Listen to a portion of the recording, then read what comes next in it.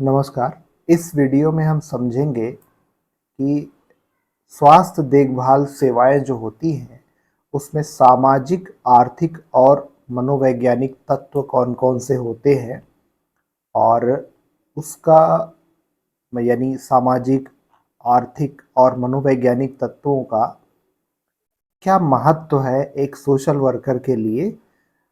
क्योंकि अगर आप बीएसडब्ल्यू की पढ़ाई कर रहे हैं तो आपको हेल्थ केयर में अगर क्षेत्र में काम करना पड़ता है तो आपको ये जानना बहुत ज़रूरी है कि किस तरह की क्या समस्याएं आती हैं और व्यक्ति के रूप में रोगी या जो पेशेंट है उसकी क्या अवधारणा है, पेशेंट के क्या अधिकार होते हैं और एक सोशल वर्कर की क्या भूमिका होती है।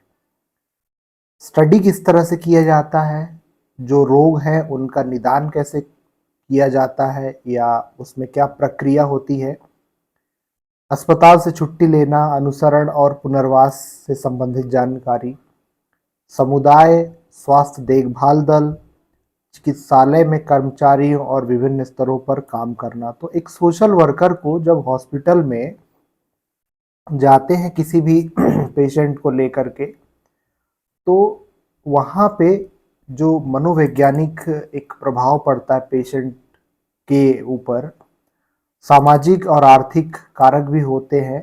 तो उन सब के बारे में हेल्थ केयर में एक सोशल वर्कर की क्या भूमिका होगी, किस तरह से उनको इन सब चीज़ों से अवगत रहना चाहिए, वो हम यहाँ पे समझेंगे।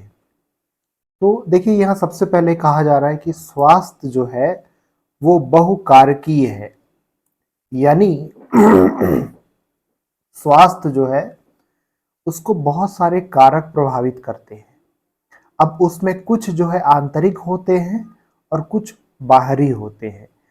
आंतरिक कारणों में आप देखेंगे इसमें बताया जा रहा है कि यह स्वयं सिद्ध है कि मनुष्य क्या है, किस रोग से वह पीड़ित है, यह दो कारकों के संयोग से प्रभावित होता है। पहला है अपना जनांकिकी यानी हेरिडिटी और दूसरा है पर्यावरण।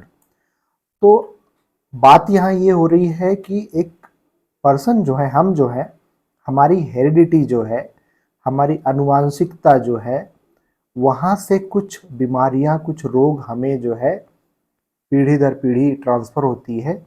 और दूसरा होता है इन्वायरमेंट या वातावरण या पर्यावरण जिसमें हम रहते हैं।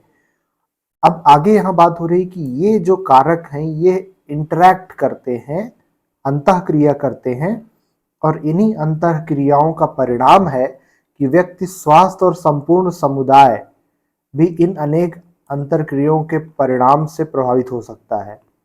तो बात यहाँ ये हो रही है कि जो इंटरैक्शन होता है, अंतःक्रिया होती है समाज में, लोगों का अपने घर, परिवार, समुदाय में और जिस वातावरण में रह रहे हैं उसका उनके स्वास्थ्य पर, चाहे वह शारीरिक स्वास्थ्य हो, चाहे वह मानसिक स्वास्थ्य हो, सामाजिक स्वास्थ्य हो, आध्यात्मिक स्वास्थ्य हो, उस पर फर्क पड़ता है।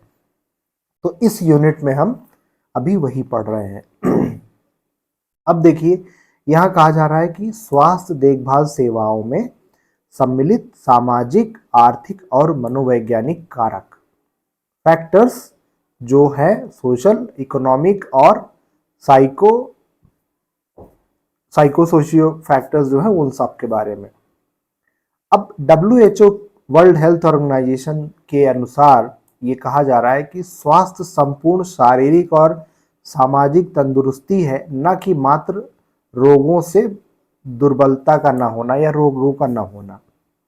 तो अगर आप इसके पहले यूनिट्स पढ़े हैं जिस वीडियो में हमने डिस्कस किया हुआ है कि स्वास्थ्य यानी हेल्थ किसे कहते हैं, तो उसमें हमने बहुत क्लियरली बात की है कि स्वास्थ्य में शारीरिक रूप से अगर हमें बीमारी ना हो या लोगों को बीमारी ना हो तो हम कह सकते हैं कि स्वास्थ्य है। तो ये गलत बात, ये गलत इंफॉर्मेशन है, गलत, पूरी तरह से सही नहीं है।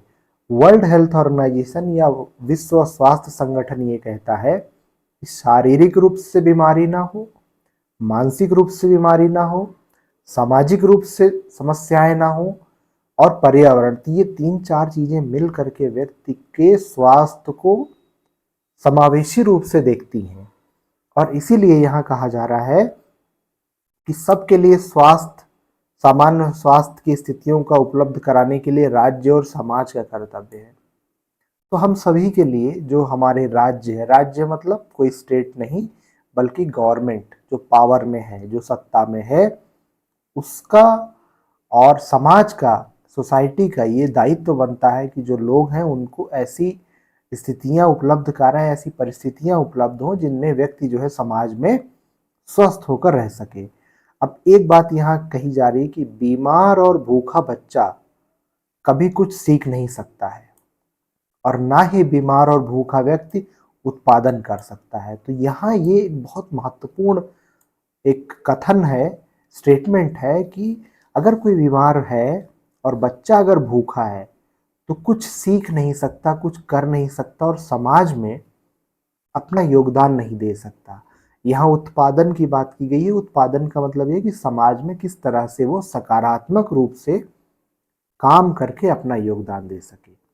तो स्वस्थ होना किसी भी समाज में, समुदाय में लोगों का बहुत ज़्यादा आवश्यक है। और इसी में देखेंगे कि किसी भी स्वास्थ्य संबंधी देखभाल प्रदान करने वाली प्रणाली की सफलता समाज की स्वास्थ्य आवश्यकताओं को पूरा करना होता है, जो लोगों की भागीदारी और लोगों के द्वारा इन सेवाओं के उपयोग पर निर्भर करता है।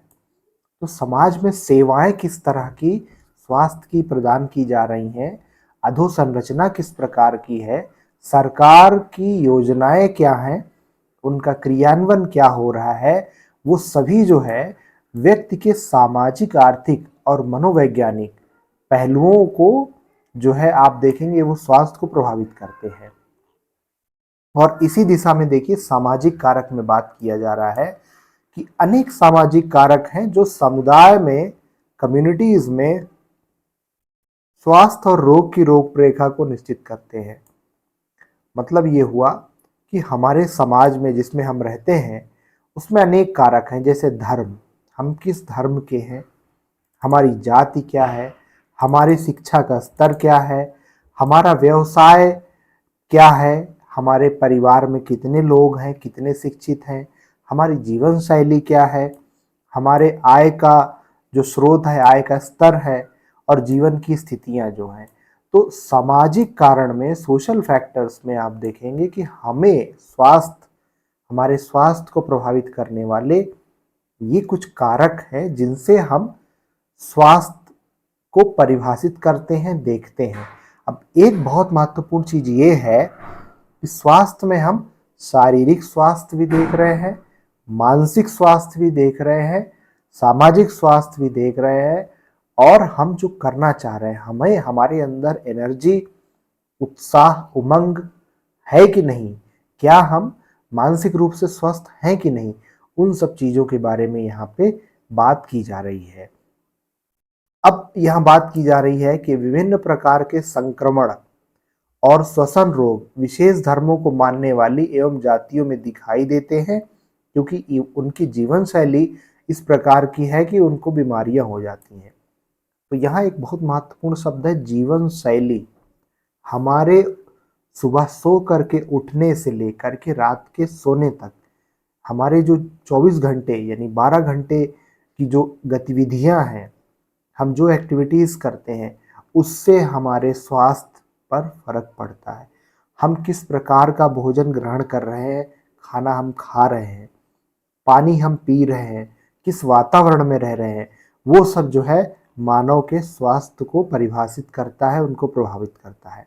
अब उदाहरण के लिए कहा जा रहा है कि चेचक जब फैली थी तो हिंदू धर्म के लोग चेचक का टीका लगवाने से इनकार कर देते थे, क्योंकि उनका मानना था कि माता मैया, बड़ी माता का प्रकोप है और यदि टीका लगाया तो देवी अवश्य कुष्ठ हो जाएंगे या क्रोधित हो जाएंगी और रोगी जो होगा, जिसको बीमारी हुई है, उसको जो है तकलीफ हो जाएगी, उसको हानि होगी। तो ये चेचक के बारे में, हिंदू धर्म के लोगों के बारे में ये बताया गया है कि वहाँ एक मान्यता है, रही है, पहले की बात बताई जा रही कि हम दवाई नहीं करें क्योंकि बड़ी माता जो है वो आई है। और उसी तरह से मुस्लिम धर्म के लोग परिवार नियोजन स्वीकार नहीं करते हैं। क्या इसका स्पष्ट दिखने वाला कारण धार्मिक है? तो ये जो स्टडी मटेरियल इग्नू का है वो सीनियर प्रोफेसर लोगों ने बनाया है। मैं अपने मन से कोई बात नहीं कह रहा हूं, इसमें मैं सिर्फ पढ़ रहा हूं आपको समझाने के लिए। तो इस प्रकार से यहां बात की जा रही है कि धर्म का स्वास्थ्य पर कितना प्रभाव पड़ता है सामाजिक कारक के रूप में। इसी प्रकार कहा जा रहा है कि जापान जातियों से जुड़े हुए हैं। अस्वच्छता की स्थिति के कारण जो इनके व्यवसाय में जुड़े हैं उन जातियों में रोग का फैलाव मुख्य कारण है। तो कुछ ये उदाहरण दिए जा रहे हैं, जैसे जीवन शैली का उदाहरण दिया जा रहा है कि समुचित जो है सही विश्राम, व्यायाम, एक्सरसाइज, धूम्रपान न करना, शराब न पीना, ये सब स्वास्थ्य को जो है अच्छे तरीके से प्रभावित करते हैं। यानी अगर कोई व्यक्ति रेगुलर एक्सरसाइज कर रहा है, सही तरह से रेस्ट ले रहा है, आराम कर रहा है, विश्राम कर रहा है काम करने के बाद, जिन चीज़ों को हमें नहीं खाना है, नहीं पीना है, उन चीज़ों का परहेज कर रहे हैं, अगर किसी को बीमारी है, कुछ है, शराब का सेवन नहीं कर रहे हैं, तो व्यक्ति का स्वास्थ्य जो है वो बेहतर होगा। अब इसी दिशा में आर्थिक कारक के बारे में, इकोनॉमिक फैक्टर्स जो स्वास्थ्य को प्रभावित करते हैं उसके बारे में कहा जा रहा है कि ग्रॉस नेशनल प्रोडक्ट यानी सकल राष्ट्रीय उत्पाद में शिक्षा, पोषण, रोजगार, आवास तथा देश की राजनीतिक प्रणाली या व्यवस्था, ये सब जो है प्रभावित करती है। तो कुल मिलाकर के यहाँ ये बात हो रहा है कि आर्थिक स्तर किस तरह से है हमारे जीवन का या व्यक्ति या समाज में लोगों का, वो कहीं ना कहीं आप देखेंगे कि प्रभावित करेगा स्वास्थ्य को। अब कुछ ऐसे समाज के वर्ग हैं जो कुपोषित हैं आर्थिक स्थिति खराब होने के कारण समाज में, वहीं दूसरी तरफ एक ऐसा वर्ग है जो मोटापे से परेशान है, ज़्यादा संपन्न है, ज़्यादा खाने पीने की वस्तुएं हैं, जंक फूड खाने का है, तली भुनी चीज़ों खाने का है, रेडीमेड फूड खाने का है। तो उसमें डायबिटीज़ का, हार्ट अटैक का, मोटापे की जो समस्याएं हैं, आर्थिक रूप से संपन्न होने वाले परिवारों की बात की जा रही है।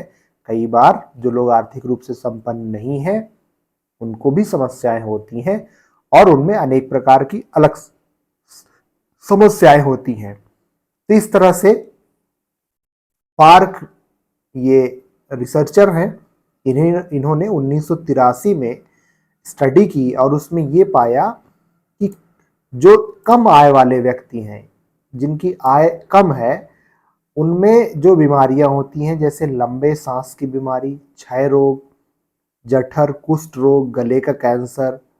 अब देखेंगे कि जो निम्न आय वर्ग के भारत में हम देखेंगे मजदूर व्यक्ति हैं, लोग हैं, परिवार हैं, बहुत लोग गुटखा खाते हैं, मुंह का कैंसर हो जाता है। उनको कई बार जागरूकता भी रहती है, कई बार नहीं रहती है। तो आर्थिक रूप से बहुत सारे चीज़ें जो है प्रभावित करती हैं हमारे स्वास्थ्य को, ये यहाँ पे बात की गई है।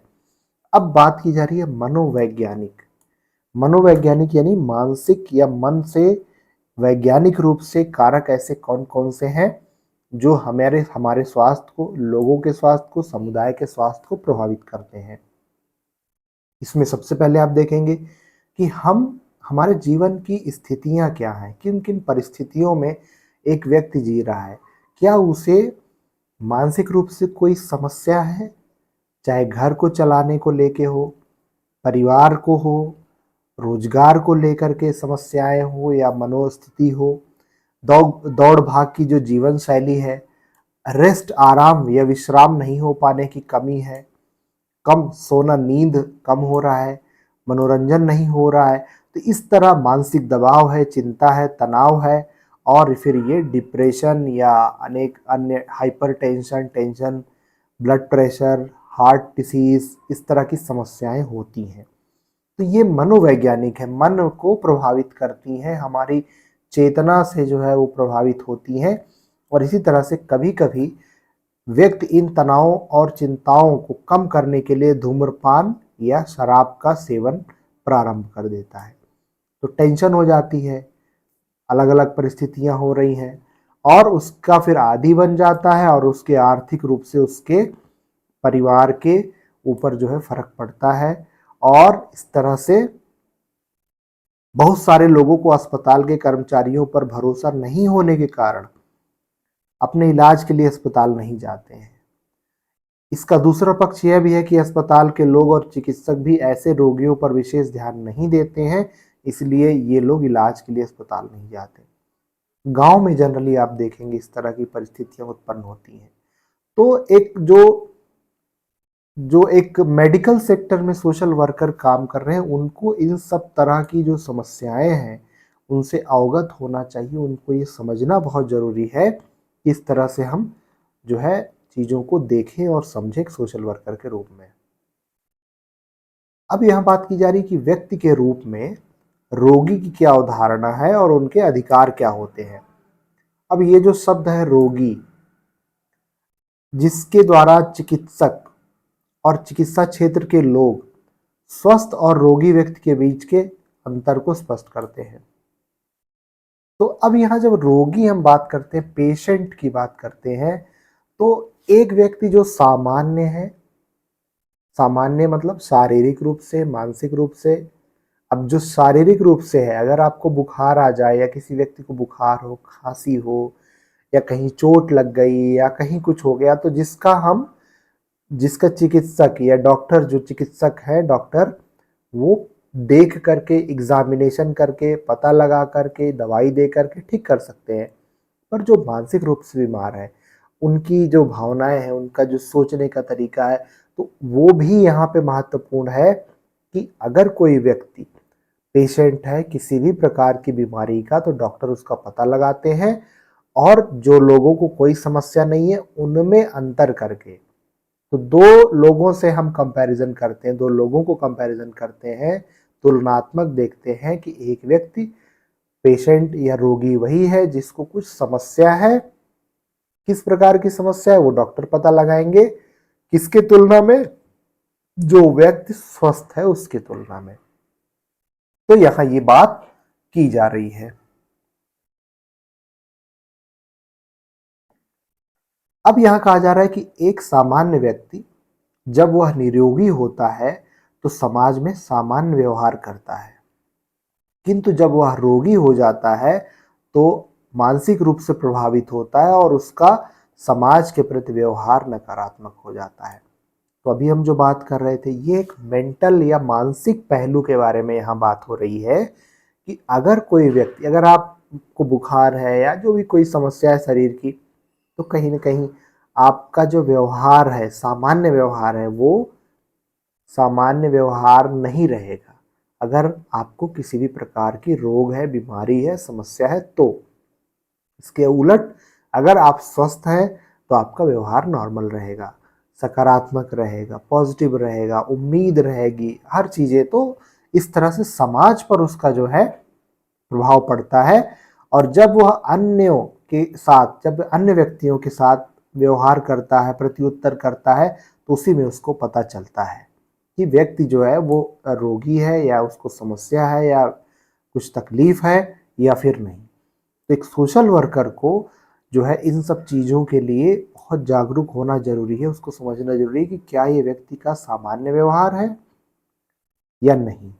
अगर नहीं तो उसको क्या समस्या है, क्यों उसको इस तरह की बीमारी हो रही है, उसके जीवन में क्या समस्याएं चल रही हैं, उनका समाधान किस प्रकार से हो सकता है, वगैरह वगैरह। अब एक पहलू यहाँ बात किया जा रहा है कि यदि पेशेंट जो है लंबी बीमारी जैसे एड्स, क्षय रोग, कुष्ठ रोग और मनोचिकित्सकीय रोग से पीड़ित हो जाता है, तो व्यक्ति स्वयं को व्यर्थ मानने लगता है और न केवल शारीरिक बल्कि मानसिक रूप से भी अपने आप को प्रताड़ित करने लगता है, मानने लगता है। तो यहाँ बहुत इंपॉर्टेंट बात हो रही है कि जब हमको लगता है कि हम किसी ऐसी बीमारी से प्रभावित हो गए हैं, ग्रसित हो गए हैं जो लंबे समय तक चलेगी, तो कई बार रोगी को, पेशेंट को, हमें भी कई बार ऐसा लगता है कि हमारा जीवन व्यर्थ है।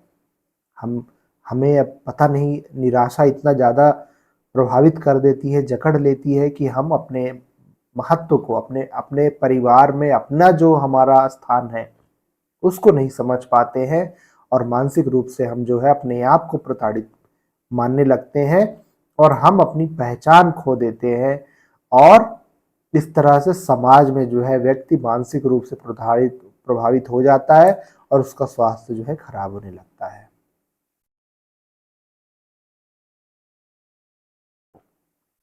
अब इसमें कहा जा रहा है मूलभूत अधिकारों के बारे में कि व्यक्ति या पेशेंट जो है उसके परिवार के स्वास्थ्य और खुशहाल जीवन के लिए उसका अधिकार बनता है कि उसको दवाई दी जाए, उसको जो है इलाज कराया जाए, उसको एक डिसेंट या एक संवेदनशील सम्माननीय जीवन जो है उसको जीने का पूरा जो है उसको अधिकार है, उसका मूल हक बनता है।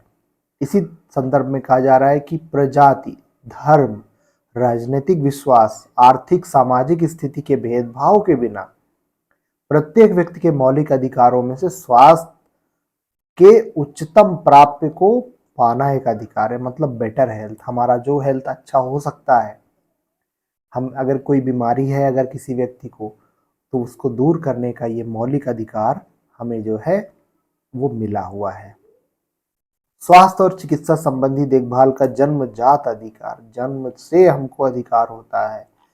ठीक है, कुछ ऐसे देश भी हैं जहां स्वास्थ्य संरक्षण का अधिकार शब्द का उपयोग किया जाता है, जिनके अंतर्गत सामाजिक बीमा की व्यापक प्रणाली जो है वो अगर कुछ हो जाए, दुर्घटना हो जाए या किसी उसमें समस्या हो जाए, तो पूरा उसका इंश्योरेंस होता है, सोशल बीमा होती है और उसका लाभ उसको दिया जाता है। तो ये उसके अधिकार में आ जाता है कि हेल्थ केयर के प्रोटेक्शन का उसको राइट होता है कि उसका अधिकार संरक्षित रहेगा। अगर उसको कुछ शारीरिक रूप से बीमारी हो जाती है या कुछ दुर्घटना हो जाती है तो उसे फिजिकल जो है सिक्योरिटी प्रोवाइड की जाती है। देन बात हो रही है निःशुल्क चिकित्सा शिक्षा।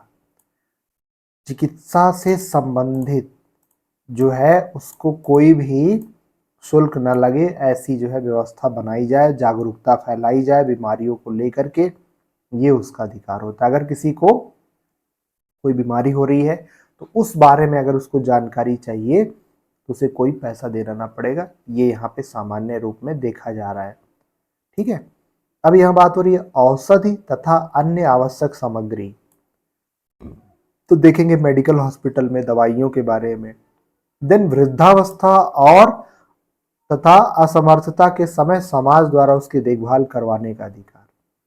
तो वृद्धावस्था के समय जो है आप देखेंगे ये अधिकार मौलिक हो जाता है कि व्यक्ति अगर असमर्थ है तो समाज उसकी देखभाल करे, सरकार उसकी देखभाल करे, और इस तरह से अनेक समाजों की संख्या में वृद्धि होने के कारण स्वास्थ्य अब परोपकारी या दान देने के रूप में स्वीकार नहीं किया जाता है, बल्कि अधिकार के रूप में मांगा जाता है, जबकि संसाधन सीमित है। तो अधिकार की बात हम जब करते हैं तो ये राज्य का यानी गवर्नमेंट का एक जिम्मेदारी हो जाती है कि जितने भी नागरिक हैं उनको स्वास्थ्य की सेवाएं उपलब्ध कराई जाए।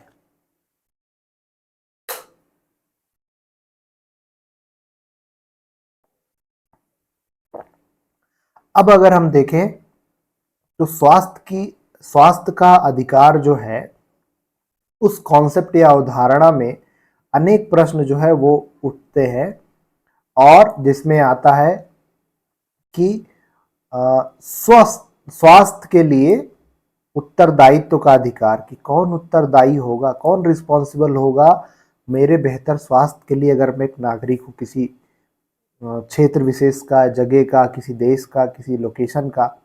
देन स्वस्थ पर्यावरण का अधिकार, जिस वातावरण में हम रह रहे हैं, हमारे घर के आसपास साफ सफाई है कि नहीं, बीमारियां ना हो, तो मेरा ये अधिकार बनता है, एक व्यक्ति का अधिकार बनता है।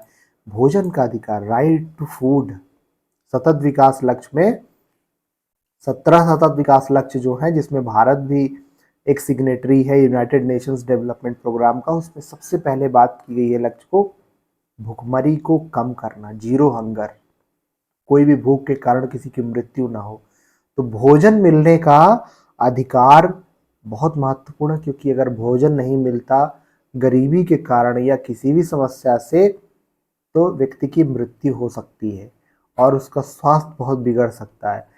देन प्रजनन न करने का अधिकार, परिवार नियोजन, नसबंदी, कानूनी गर्भपात इत्यादि ये भी है। देन रुग्ण व्यक्ति का मृतक अधिकार, कि 100 परीक्षा अंगों का निकालने तथा मरने का अधिकार, आत्महत्या, भूख हड़ताल, जीवन साधनों का प्रयोग न करना इत्यादि। तो ये कुछ अधिकार व्यक्तियों के स्वास्थ्य से संबंधित है जो यहाँ पे दिए गए हैं। अब बात हो रही है कि रोगी की क्षतिग्रस्त क्षमता को बहाल करना। पेशेंट यानी रोगी जो है उसके प्रति उसके परिवार के सदस्यों और रिश्तेदारों द्वारा नकारात्मक व्यवहार और कठिनाइयां पैदा करना रोगी के लिए हानिकारक हो सकता है और इसके लिए रोगी हीन भावना अनुभव करने लगता है, धीरे धीरे समाज से कटने लगता है। तो अगर कोई व्यक्ति पेशेंट कोई बीमारी किसी को हुई है तो उसके साथ सद्भावनापूर्ण व्यवहार किया जाना चाहिए, उसको शारीरिक और मानसिक रूप से कोई समस्या ना हो, परिवार समाज में उसको आदर होना चाहिए, तभी हम जाकर के उस व्यक्ति को सही कर पाएंगे, उसकी उपेक्षा ना हो। तो एक सोशल वर्कर को इस तरह से यहाँ ध्यान देने की जरूरत है कि अगर कोई व्यक्ति है जो सामाजिक रूप से या आर्थिक रूप से या शारीरिक रूप से स्वास्थ्य जिसका प्रभावित हो रहा है उसको बेहतर करने का प्रयास करना। फिर यहाँ बात हो रही है निदान और उपचार संबंधी क्रियाएं।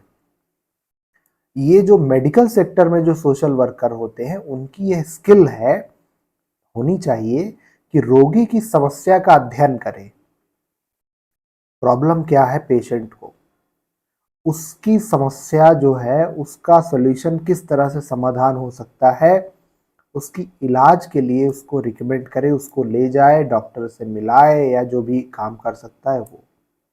तो इस तरह से यहाँ पे आर्थिक समस्या अगर दवाई खरीदने औषधि खरीदने की नहीं है, शारीरिक उपकरणों की व्यवस्था, अगर कई बार देखेंगे कि हॉस्पिटल में डॉक्टर ने कुछ ऐसे उपकरण लिख दिए या कुछ ऐसी चीज़ें लिख दी जो बाहर से खरीद के यूज़ करना है, क्लिनिक या अस्पताल जाने के बाद और लौटने के लिए वाहन, छुट्टी न मिलने पर वापस लौटने के लिए किराया, रोजी रोटी कमाने वाला व्यक्ति बीमार हो जाए तो परिवार को कैसे पालन करेंगे। तो ये कुछ समस्याएं हैं जो मानव स्वास्थ्य को प्रभावित करती हैं और ये बहुत प्रैक्टिकल जो है अप्रोच से लिखा गया है, स्टडी मटेरियल है, तो हमको पढ़ने और समझने की जरूरत है।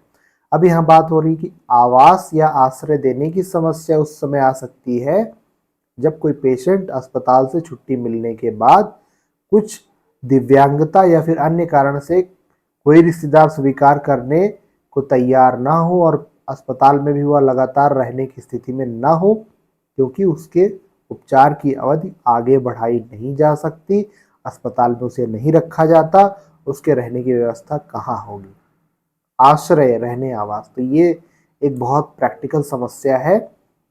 देन उपचार में अनियमितता की समस्या, अर्थात सझाए गए उपचार को स्वीकार न करना, चिकित्सकों के निर्देश को न मानना या पालन करना और अस्पताल में समायोजन की समस्या।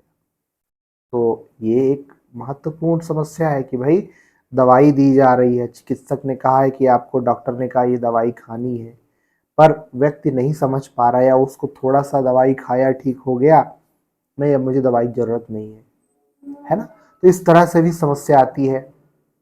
देन पुनर्वास समस्या, जैसे अपने कार्य पर बना न रहना, रोग के कारण बेरोजगारी, परिवार के सदस्यों का परित्याग करना, द्वारा परित्याग होना।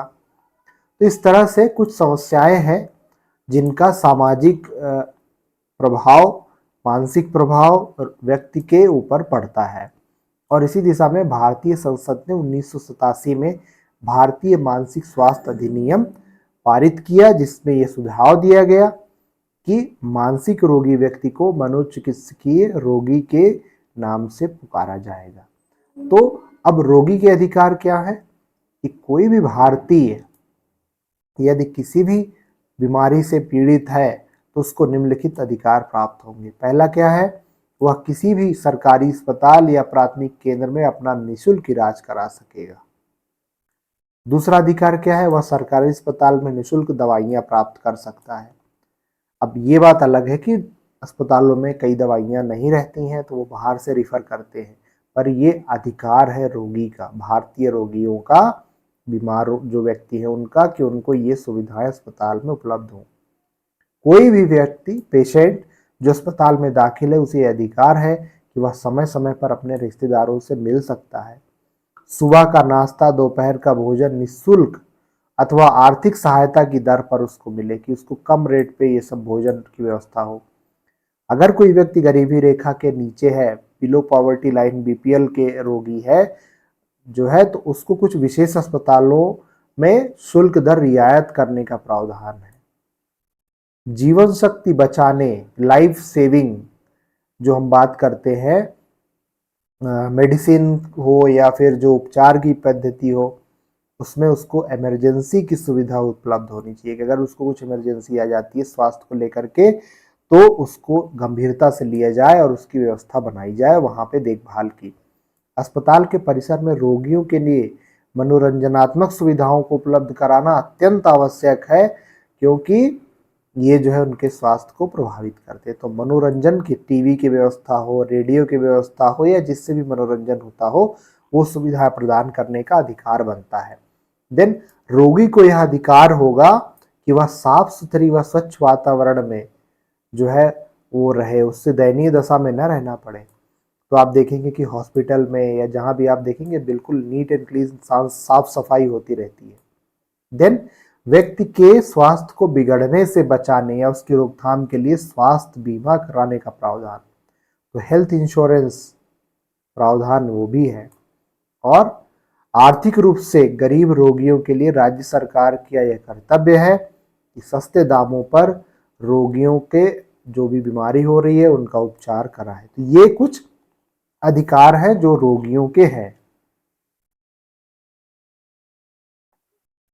अब बात हो रही है कि स्वास्थ्य देखभाल प्रणाली में सामाजिक कार्यकर्ता की क्या भूमिका होगी। तो प्रत्यक्ष रूप से सेवाएं देना, डायरेक्ट रूप से जो है सर्विसेज देना। अब जो व्यक्तिगत रोगी का सामाजिक मूल्यांकन उपचार प्रक्रिया में भागीदारी के लिए क्षमता के लिए करना, मतलब कि डायरेक्टली जो है वो सेवा प्रदान करे, जो भी व्यक्ति है उसको हेल्प करे, उसकी सहायता करे। पर्सनल रूप से या ग्रुप रूप में जो पेशेंट है उनके परिवारों को, परिवार वालों को रोग की प्रकृति की व्याख्या करना, कि भाई आपके परिवार में इनको क्या समस्या हुई है, क्या बीमारी है, इसका इलाज चल रहा है, वो सब के बारे में जानकारी देना। खासकर जो कम शिक्षित है, कम पढ़े लिखे हैं, गांव के सीधे साधे लोग हैं, उनको बीमारियों के बारे में पता नहीं होती। तो अगर आप सोशल वर्कर हैं तो आपको जो भी पेशेंट जा रहा है अस्पताल में लेके जाना है, उसके परिवार वालों को समझाना है। मनोसामाजिक स्थिति के लिए घर, विद्यालय, कार्यस्थल आदि का दौरा करना और पता लगाना कि बीमारी कौन सी फैल रही है, उसका रोकथाम किस तरह से हो सकता है, इत्यादि। फिर बात हो रही है कि रोग से उत्पन्न होने वाली मनोसामाजिक समस्या सहित रोगी और परिवार को काउंसलिंग या सहायता देना, समस्या के स्थायित्व के प्रभाव, पुनर्मान, उपचार प्रक्रिया, पुनर्वास की समस्या को हल करना। तो यहाँ ये बात हो रही है कि भाई अगर किसी को पता चलता है कि आपको कैंसर हो सकता है, तो उसके मन में, उसके दिमाग में किस तरह से फर्क पड़ता है, उसको लगता है कि अब तो मैं मरने वाला हूँ, या मुझे बहुत, मेरे परिवार का क्या होगा, या जो भी चीज़ें हैं। तो काउंसलिंग करना, अनेक समस्याएं प्रकार की होती हैं। तो मेन बात ये हो रही है कि जो भी पेशेंट है उसके परिवार के हैं, उन दोनों को काउंसलिंग देना, उनको सपोर्ट करना और उनके लिए पूरा व्यवस्था बनाने की कोशिश करना, जो कर सकता है सोशल वर्कर। देन जो नियोक्ता है, जिसने नियुक्त किया है, जिसने अपॉइंट किया है, किसी को जॉब दिया है, एम्प्लॉयर जो है, वो विद्यालय और पड़ोसियों के साथ मिलकर वातावरण को परिवर्धित करना, यानी बेहतर बनाना, अच्छा वातावरण बनाना। देन रोगियों के जो समूह और रोगियों के अनुसरण कार्यक्रमों और उपचार संबंधी शिक्षा और मनोरंजनात्मक क्रियाकलापों का आयोजन करना। तो जो भी पेशेंट्स हैं, चाहे वो ग्रुप में हैं या फिर जो वो सिंगल हैं या जिस तरह से वार्ड में रह रहे हैं, तो उनके एंटरटेनमेंट के लिए, उनकी जागरूकता के लिए पूरा कार्यक्रम करना, उनके मतलब उनको भी फील कराना कि आप समाज के अंग हैं, आप भले बीमार हैं, आप ठीक हो जाएंगे, कोई इसमें बड़ी बात नहीं है। यदि आवश्यकता पड़े तो जो पेशेंट्स हैं और उनके परिवारों को अन्य सामाजिक कल्याण संस्थाओं के संदर्भ में जो है उनको भेजना, तो और संस्थाओं से जोड़ना, ये जो भी सामाजिक क्षेत्र में काम कर रहे हैं। और इस तरह से ये काम प्रमुख हो गए, डायरेक्ट वर्क हो गए।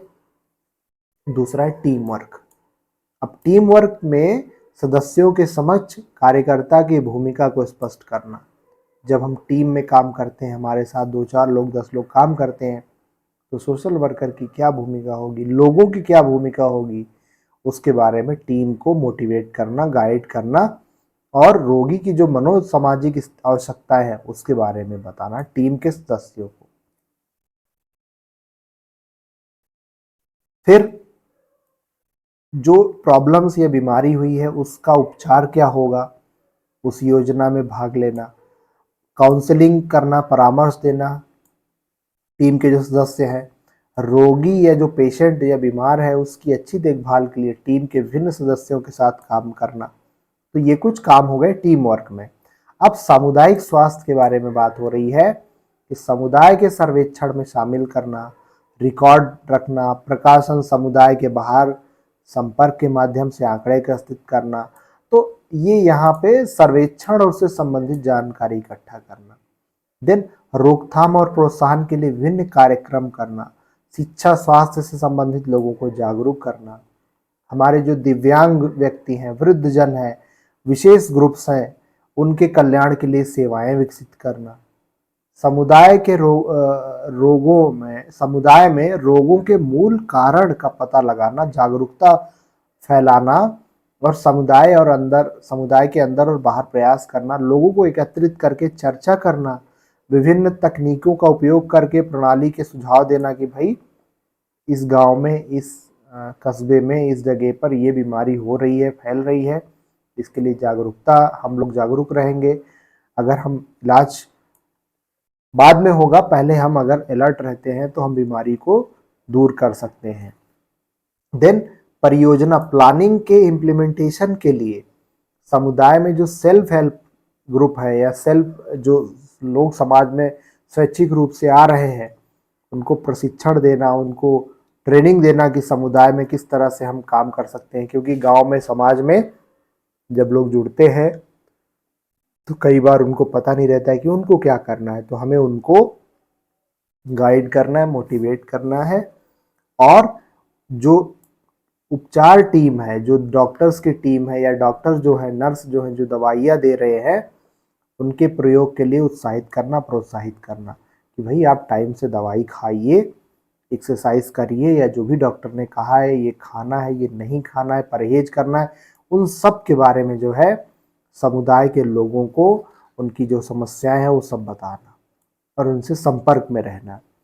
देन समुदाय के साथ समय के अनुसार बैठकें आयोजित करना, उनको कंसल्टेशन देना यानी परामर्श देना, काउंसलिंग करना और उनके जो स्वास्थ्य संसाधनों का उपयोग करने के लिए व्यक्तिगत, परिवार और विभिन्न समूहों के संपर्क के द्वारा काम करना। तो ये कुछ हो गए सामुदायिक कार्य। अब प्रशासनिक कार्य में भी कुछ कार्य हैं जो एक सोशल वर्कर को करने हैं, जैसे रोगियों को छुट्टी देने, रोजगार उपलब्ध कराने, स्थानांतरण करने के संबंध में निर्णयों में भागीदारी की। अगर आप किसी पेशेंट को, किसी बीमार व्यक्ति को समाज समुदाय से किसी हॉस्पिटल में ले जा रहे हैं तो उसकी छुट्टी, उसका हॉस्पिटल में एडमिट कैसे होगा, परिवार वालों को जागरूक करना, उसके लिए क्या और चीज़ें हो सकती हैं, जब वो ठीक हो जाएगा उसको रोजगार कहाँ होगा। तो ये सब चीज़ों से संबंधित प्रशासनिक कार्य भी एक सोशल वर्कर के जो है होते हैं। अब अपनी यूनिट के, अपनी इकाई से संबंधित कार्यक्रम की योजना का इम्प्लीमेंटेशन और कार्यकलापों का मूल्यांकन करना। तो हम जो काम कर रहे हैं, जो भी प्लानिंग बना करके जिस भी क्षेत्र में सोशल वर्कर के रूप में काम कर रहे हैं, उस काम का कितना सही फर्क पड़ रहा है, समाज में योगदान हो रहा है, उसका मूल्यांकन करना। समाज सेवा विभाग के प्रतिनिधि के रूप में अस्पताल की समितियों सहित अस्पताल के कार्यक्रमों की योजनाओं में प्रशासन में भागीदारी, तो जुड़े रहना, वहाँ उन चीज़ों को बताना। तो इस तरह से कुछ जो है ये चीज़ें दी हुई हैं जो एक भूमिका के रूप में एक सोशल वर्कर की होती है। देन शिक्षण, पर्यवेक्षण, स्टाफ विकास और अनुसंधान की भूमिका। तो समाज कार्य विद्यार्थी, चिकित्सा विद्यार्थी, भौतिक चिकित्सा, व्यावसायिक चिकित्सा, नर्सिंग आदि के क्षेत्रों में भागीदारी, ट्रेनिंग, शिक्षण में भागीदार बनना और मार्गदर्शन करना, जैसे जो प्रोफेशनल एरियाज में सोशल वर्क के स्टूडेंट्स उनको गाइड करना, राष्ट्रीय एनएसएस सेवा योजना के जो विद्यार्थी हैं उनको गाइड करना, मार्गदर्शन करना। तो इस तरह से पाठ्यक्रम बनाने में अस्पताल और समाज कार्य की संस्थाओं के बीच में संपर्क करना, लोगों को जब वो आवश्यकता पड़े उसके अनुसार पे जो समस्याएं हो रही हैं, जो समाज में बीमारियां हैं, उनके प्रासंगिकता, उनकी रिलेवेंस, उनके महत्व के अनुसार पाठ्यक्रम बनाने में मदद करना कि हम क्या पढ़ाया जाएगा। अस्पताल के अंदर और बाहर होने वाले सेमिनार, सम्मेलन, केस प्रस्तुतिकरण, स्टाफ विकास कार्यक्रम में भाग लेना। तो इस तरह से ये कुछ प्रमुख कार्य हो गए। अब अगर हम देखें कि अध्ययन, स्टडी, रोग निदान, उपचार, अस्पताल से छुट्टी देना, अनुसरण और पुनर्वास के बारे में, तो ये सब चीजें जो है ये सोशल वर्क के महत्वपूर्ण पहलू है। और सबसे पहले 3 चरण अर्थात स्टडी करना, पूरा केस समझना, जो भी पेशेंट हैं, जो भी केस वर्कर के रूप में जब हम काम करते हैं, डायग्नोसिस करना, रोग कौन से उसके बारे में पता लगाना। अब हम तो डॉक्टर है नहीं, पर हम डॉक्टर के पास ले जाएंगे, अस्पताल में भर्ती करेंगे, पता लगाएंगे क्या समस्या है, उसका इलाज कैसे होगा, उससे संबंधित सरकारी अस्पताल में कहाँ क्या चीज़ें हैं या जो भी चीज़ें हैं उसके बारे में यहाँ पे बात करना। तो सबसे पहले अध्ययन का है, तो ये एक बेसिक है कि उसकी समस्या सामाजिक आर्थिक समस्या है कौन सी, प्रभावित कर रही है, वातावरण क्या है, उसके बारे में संवेदनापूर्ण अध्ययन करना, संवेदनशील होकर के मनोसामाजिक समस्याओं का अध्ययन करना, तो ये एक महत्वपूर्ण है। देन रोगों का निदान, मैरी रिचमोंड की जो बुक आई थी और उसमें बात कही गई है कि मनोसामाजिक निदान आंकड़ों के संग्रहण पर आधारित होता है जिसका रोगी के निदान प्रक्रिया हेतु अध्ययन और विश्लेषण किया जाता है। यह प्रणाली सेवार्थी के व्यक्तित्व की संरचना और उसकी समस्या के समाधान के मामलों में पहचान की जाती है। तो इसका मतलब ये हुआ कि आंकड़े जो है, इंफॉर्मेशन जो है, वो उसका जो है पूरा अध्ययन करना। और इसी के संदर्भ में पर्लमैन ने भी कहा है कि प्रामाणिक निदान पर्याप्त अध्ययन पर निर्भर करता है। यदि अध्ययन अच्छा होगा तो रोग के निदान की प्रक्रिया निश्चित रूप से सफल होगी। तो अध्ययन करना, पता लगाना कि भाई समस्या क्या है, क्या ओवरऑल केस है सोशल वर्क के रूप में जब हम प्रैक्टिस करते हैं तो। देन उपचार की प्रक्रिया बहुत महत्वपूर्ण है क्योंकि इलाज क्या होगा व्यक्ति का, और सामाजिक कार्यकर्ता और रोगी के संबंध प्रोफेशनल होते हैं। और जो मेडिकल सोशल वर्कर को यह हमेशा प्रयास करना चाहिए कि उसका जो पेशेंट है वो समाज में अच्छी तरह से समायोजित हो जाए, घुल मिल जाए, समाज में रह सके, उसको अकेलापन ना हो, वो समाज से कटा महसूस ना हो कि भाई मुझे बीमारी हो गई है, मुझे कुछ हो गया है तो अब मेरा इलाज चल रहा है या मेरा इलाज हो गया है, मैं अलग हूँ, मुझसे लोग अच्छे से व्यवहार नहीं करेंगे इत्यादि। इसकी मनोसामाजिक दशा जो है उससे वो दूर हो सके, ये कोशिश करना। देन अस्पताल से छुट्टी मिलना, जब रोगी को यह समझने लगता है कि वह स्वस्थ है और अस्पताल में देखभाल की आवश्यकता नहीं है तो वो चाहता है कि उसे छुट्टी मिल जाए।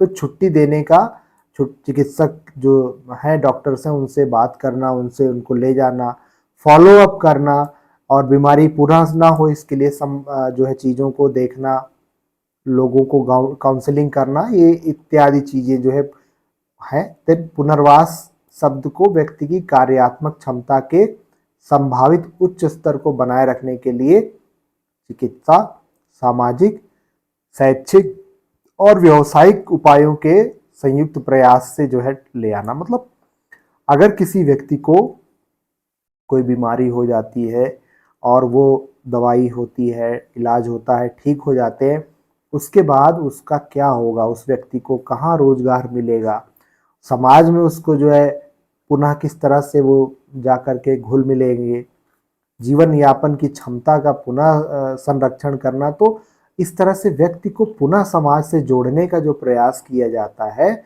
एक रोगी पेशेंट के बारे में बात हो रही है, वो महत्वपूर्ण है। देन बात हो रही है कि समुदाय स्वास्थ्य देखभाल दल, चिकित्सालय के कर्मचारियों और विभिन्न स्तरों पर काम करना। तो सोशल वर्कर अगर आप हैं तो आपको इस तरह की ये जैसे रोकथाम और निदान के लिए काम करना है, शारीरिक और मनोवैज्ञानिक रूप से काम करना है।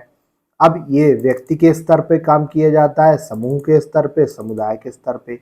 मतलब एक सामाजिक कार्यकर्ता अपनी सेवाएं जो हैं या जो प्रैक्टिस करते हैं सोशल वर्क का, या तो व्यक्ति के साथ केस स्टडी करते हैं, या समूह के साथ ग्रुप वर्क करते हैं, कम्युनिटी के साथ फिर काम करते हैं। तो ये तीनों जो हैं आप देखेंगे कि प्राइमरी सोशल वर्क की प्रक्रियाएं या मेथड्स या क्रियाएं हैं जिनके माध्यम से सोशल वर्क प्रैक्टिस किया जाता है। तो ये सब तो आप पढ़े ही होंगे पहले जो सेमेस्टर्स हैं, पहले जो हमारे अन्य विषय हैं उसमें। तो व्यक्ति के स्तर पर सोशल केस वर्क के प्रणाली के माध्यम से पूरा अध्ययन किया जाता है, किसी व्यक्ति के पूरे जितने भी सामाजिक, आर्थिक और पारिवारिक या जो भी चीज़ें उन सब के बारे में।